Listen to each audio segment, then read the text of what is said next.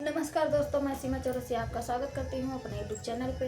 और बहुत अच्छा ये उलारा गीत लेकर आई हूँ। अच्छा लगे तो लाइक सब्सक्राइब जरूर करें, शेयर करें, सपोर्ट करें आप लोग, और फुल वॉच करके ज़रूर देखें। हमारा वीडियो सुबह 9 बजे जाता है। आप लोग ऐसे ही प्यार दुलार बनाए रखें, और गीत अच्छा लगे तो प्यारा सा कमेंट जरूर कीजिएगा आप लोग।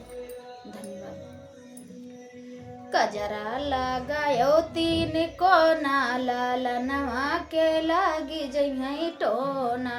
कजरा लगायो तीन कोना, लालनवा के लागी जइहई टोना। लागी जइहई टोना सखी, लागी जइहई टोना। लागी जइहई टोना सखी, लागी जइहई टोना। कजरा लगायो तीन कोना, लालनवा के लागी जइहई टोना। कजरा लगायो तीन कोना, लालनवा के लागी जइहई टोना। सासू जो में देवता पूजनी को, सासू जो में देवता पूजनी को। देवता पूजा मई कौन कोना, लालनवा के लागी जइहई टोना। देवता पूजा मई कौन कोना, लालनवा के लागी जइहई टोना। कजरा लगायो तीन कोना, लालनवा के लागी जइहई टोना।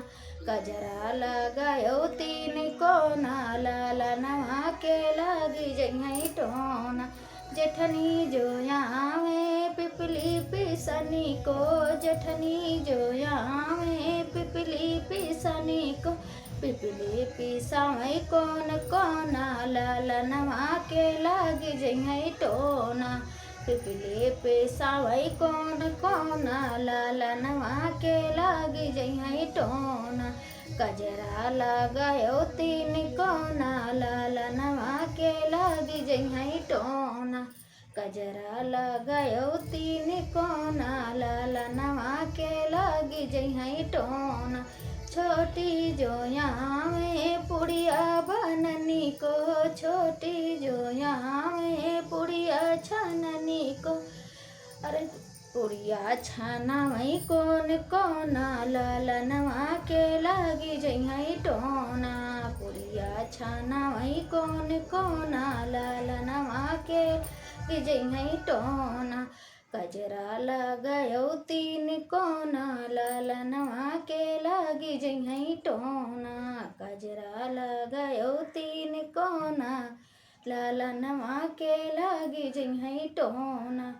अरे ननदी जोया में नैना रचनी को, ननदी जोया में नैना रचनी को।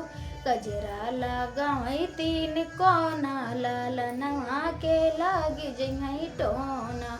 कजरा लगावई तीन कोना, लालनवा के लागी जइहई टोना। कजरा लगायो तीन कोना, लालनवा के लागी जइहई टोना। कजरा लगायो तीन कोना, लालनवा के लागी जइहई टोना। तो दोस्तों, हमारा गीत कैसा लगा आप लोग को, और गीत अच्छा लगे तो प्यारा सा कमेंट जरूर कीजिएगा आप लोग। धन्यवाद।